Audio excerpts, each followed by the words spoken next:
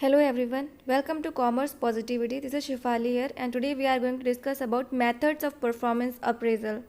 आज हम कुछ परफॉर्मेंस अप्रेजल के जो मेन मेथड्स हैं उनकी बात करेंगे। तो अगर आप ह्यूमन रिसोर्स मैनेजमेंट सब्जेक्ट को पढ़ते हैं तो उसमें आपको ये टॉपिक मिलेगा। ओके, तो डिफरेंट डिफरेंट मेथड्स हैं परफॉर्मेंस अप्रेजल के, कैसे करता है उसको, तो उनको हम यहाँ पे डिस्कस करने वाले। तो वीडियो के एंड तक देखिएगा और समझिएगा कि हर एक मेथड को किस तरीके से प्रेजेंट किया जाता है।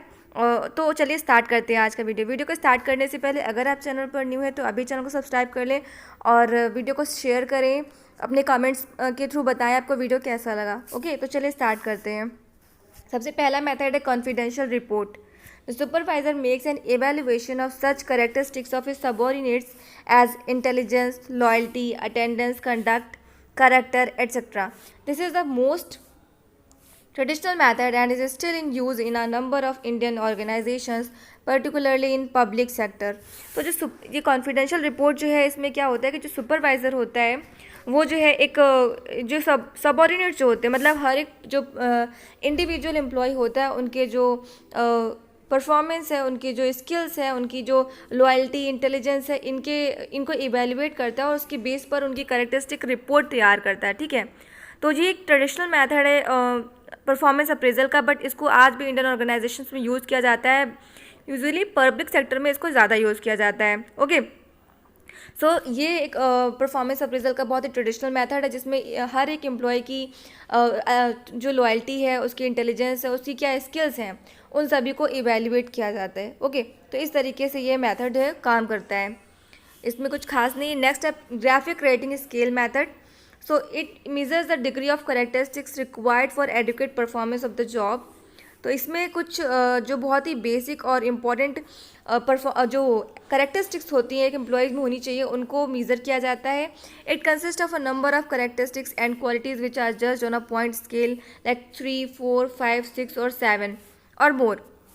The characteristics could be quantity and quality of work, job knowledge, cooperativeness, dependability, etc. Supervisors evaluate these characteristics on point scales ranging from high to low, excellent to poor, etc. So basically यहाँ पर एक graphic rating scale ऐसा report तैयार की जाती है जहाँ पर परफॉर्मेंस ट्रेड्स को मेंशन किया जाता है और फिर हर एक एम्प्लॉय की जो है रेटिंग की जाती है वो कि उस परफॉर्मेंस ट्रेड में वो एक्सीलेंट है, गुड है, एवरेज है या पुअर है।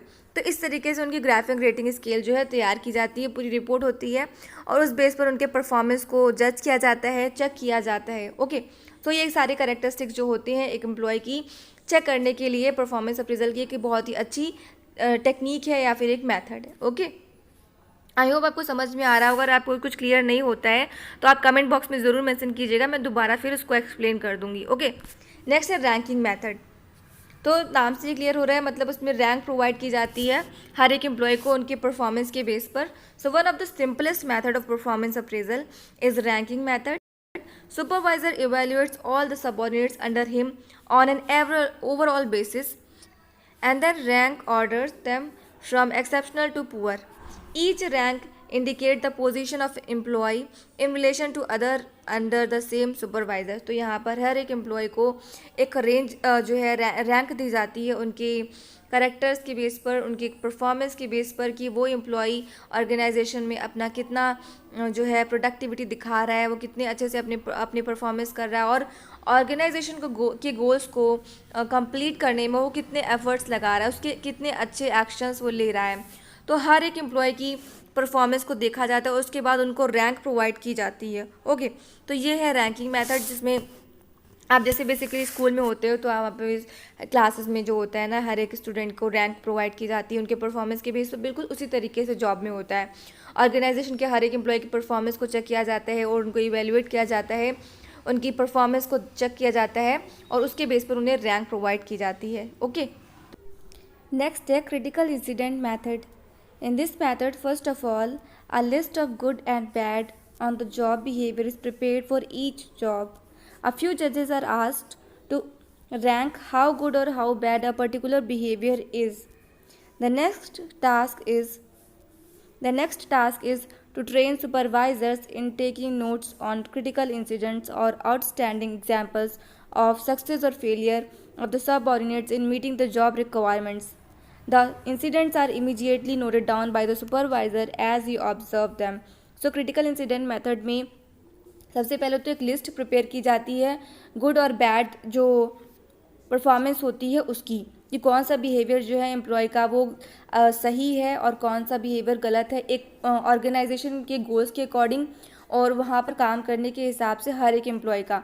उसके बाद जो सुपरवाइज़र्स होते हैं वो हर एक एम्प्लॉय को एक क्रिटिकल इंसिडेंट में डालते हैं और देखते हैं कि वो उस सिचुएशन में किस तरीके से बिहेव करता है। फिर उनके परफॉर्मेंस को जज किया जाते हैं और उसके बाद उसको नोट किया जाता है कि उसका परफॉर्मेंस, एक स्टेटमेंट प्रिपेयर किया जाता है जिसमें मेंशन होता है कि एम्प्लॉय का बिहेवियर कितना अच्छा था, कितना ख़राब था, उसमें क्या इम्प्रूवमेंट की ज़रूरत है, वो सारी चीज़ों को मेंशन किया जाता है। ओके, तो जैसे एग्जांपल के थ्रू मैं समझाती हूँ कि एक कंपनी है, वहाँ पर वो प्रोडक्ट्स बनाती है, उसकी कुछ एक डिपार्टमेंट है जहाँ पर उनकी जो प्रोडक्ट्स की कुछ प्रॉब्लम होती है तो उसमें जो कंप्लेंट्स होती है उसको जो है दूर करने की बात की जाती है। तो वहाँ पर उस सिचुएशन में एक एम्प्लॉई अपने जो कस्टमर्स हैं उनसे किस तरीके से बात करता है, उनकी प्रॉब्लम्स को किस तरीके से सॉल्व कर पाता है और किस तरीके से उन्हें बिहेव करता है उनके साथ, उन सभी जो है इंसिडेंट्स को नोट डाउन किया जाता है। हर एक एम्प्लॉय को उसके परफॉर्मेंस के बेस पर देखा जाता है कि वो उस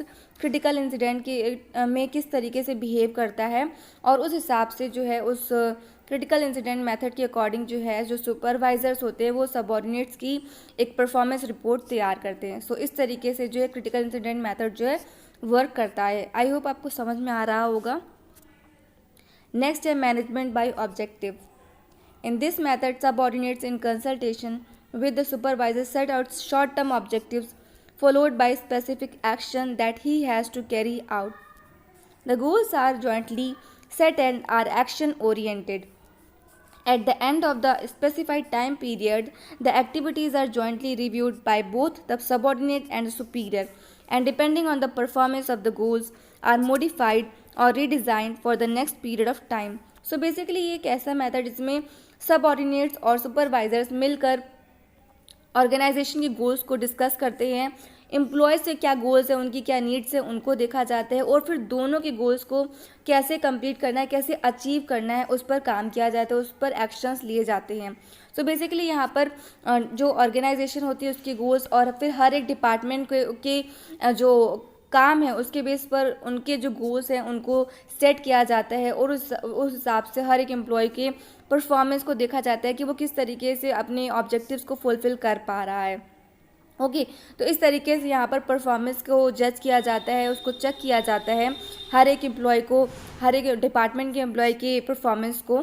तो यहाँ पर इस तरीके से जो ऑर्गेनाइजेशन है उसके जो ऑब्जेक्टिव्स होते हैं और जो एम्प्लॉयज़ हैं उनके ऑब्जेक्टिव्स को साथ में देखा जाता है और उनको फुलफ़िल करने का काम किया जाता है। पहले जो है शॉर्ट टर्म ऑब्जेक्टिव्स को कंप्लीट करा जाता है, उसके लिए छोटे छोटे एक्शंस लिए जाते हैं, धीरे धीरे करके ऐसे ही बड़े गोल्स को भी कंप्लीट किया जाता है। ओके, तो यहाँ पर मैनेजमेंट बाय ऑब्जेक्टिव में क्या है कि एम्प्लॉय और ऑर्गेनाइजेशन के ऑब्जेक्टिव्स को सुपीरियर और सबऑर्डिनेट मिलकर डिस्कस करते हैं और फिर उसको कैसे अचीव करना है उस पर एक्शंस लिए जाते हैं। ओके, सो इस तरीके से ये जो है मेथड काम करता है।